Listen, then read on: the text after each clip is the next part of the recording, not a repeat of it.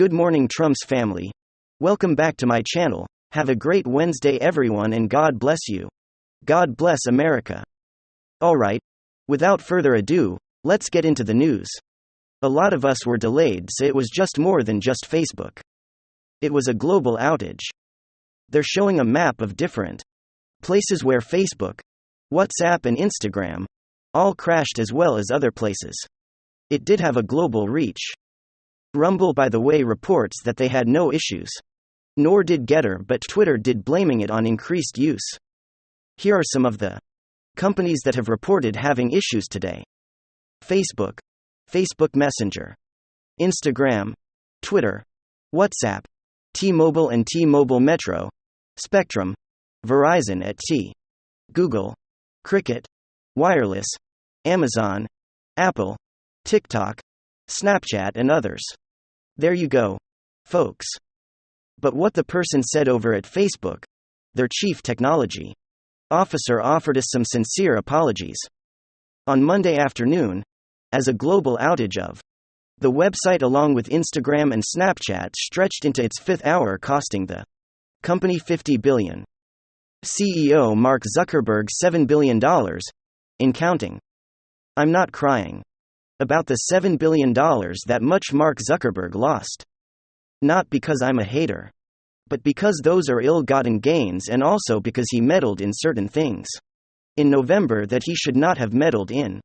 The cause of the outage is believed to have been changes made to Facebook's system at 11:50 a.m. How did the changes of Facebook system affect Twitter, T-Mobile, Spectrum, Verizon at T, Amazon, Apple, TikTok, Snapchat? It's a lie, but the official thing is we don't know who did it. If their outage, Facebook's change to their system, caused all of that, then Mike Sonovich is correct. He tweeted out today, ended the antitrust debate. No one company can have this much control over the internet and web-based communication, break the companies up. If they weren't lying, this was caused by Facebook. Facebook is too big because they caused a global outage. They're probably lying. It was probably something bigger, and this may be the beginning of more outages. For some of you that followed, go back and still read certain leaks by a certain 17 anonymous group of people. They talked about a time when there would be an information blackout. For those of you that still follow and believe in that, this adds credence to your expectations. It may be a time when action is taken, and we are all left in the dark because I don't know, Facebook made a change to their system and the whole world went down. This is the beginning of the end of the great economic times we've had thanks to Joe Biden. Oil prices today reached their highest prices since 2014. That's right. The highest in 7 years. The highest price since the latter half of the second term of one Barack Hussein Obama. Right now we're in the 3th term of one Obama, who's really running the show behind the commander, thief, and former vice president. The occupier of the Oval Office, former Vice President Joe Biden. Stocks fell sharply in afternoon trading Monday as Wall Street comes off its worst week since winter. The price of oil hit a 7-year high as OPEC and allied oil producers stuck with a plan to cautiously raise production, even as global demand for crude oil increases. Once again, OPEC is in charge and has power because the bastard Joey cut off the K-Zone XL pipeline, has made us no longer energy independent. Something that we achieved under the great President Donald John Trump. U.S. crude pro prices rose 2.7% and topped $77 per barrel for the first time since 2014.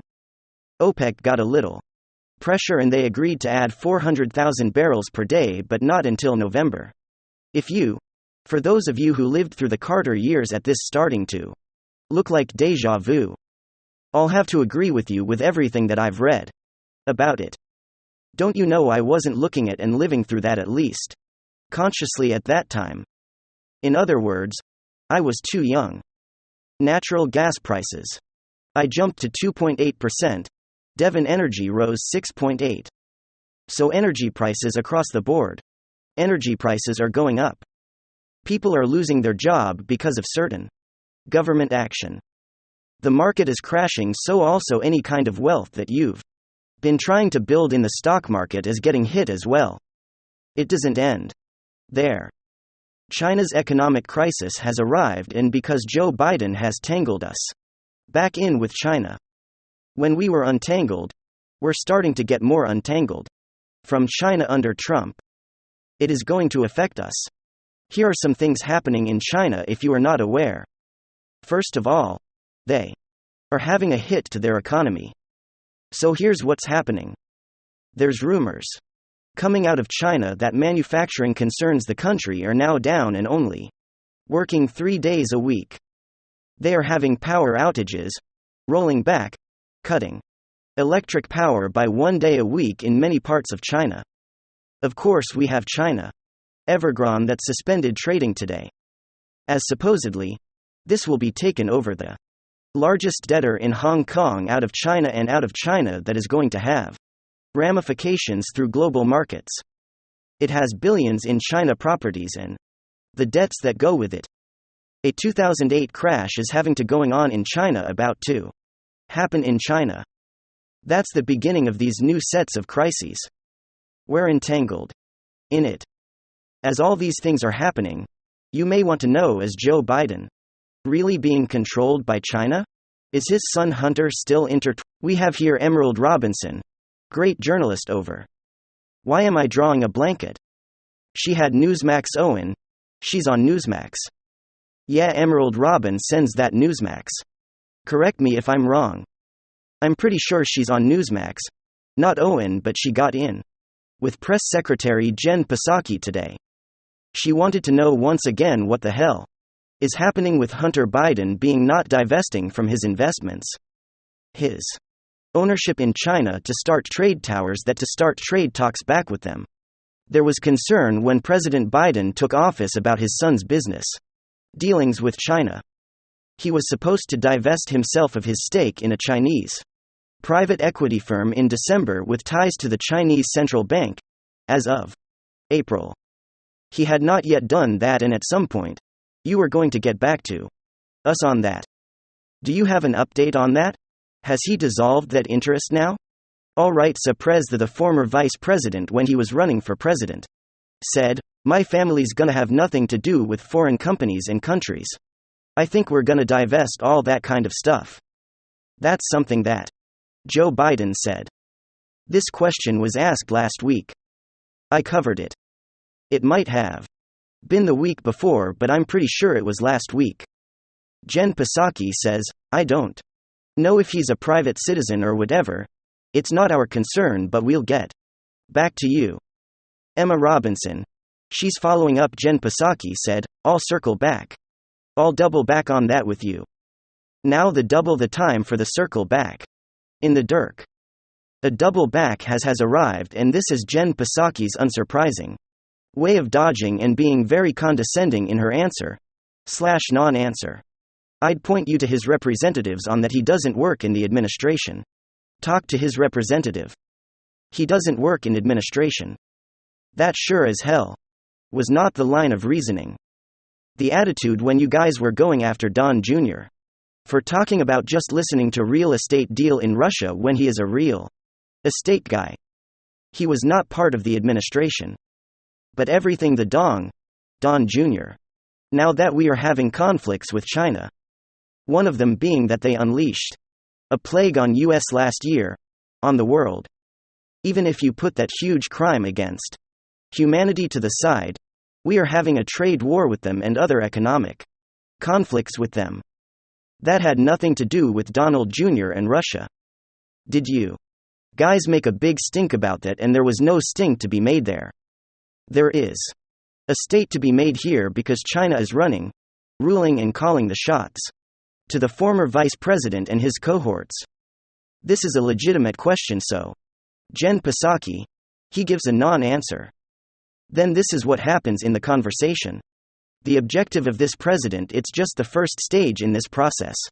Obviously the ambassador gave an extensive speech today, though the president has said during the campaign that none of his family will have any business relationship with anyone that relates to a foreign corporation, a foreign country.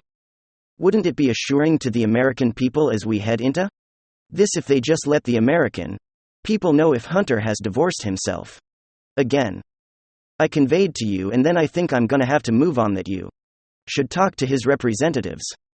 There's no reason to yell. I'm certainly not yelling. You should talk to his representatives. That remains his policy. He's been working to wind that down beyond that if they would talk to his representatives. You represent the guy in the Oval Office who we're told got 81 million votes as the president. He said he wouldn't do this. We want accountability for what he said. Kensaki says he's a private citizen. He's not part of this administration. Go ask his people. Shut up, peons. Shut up. You little proletariat. You serfs. You're worker bees.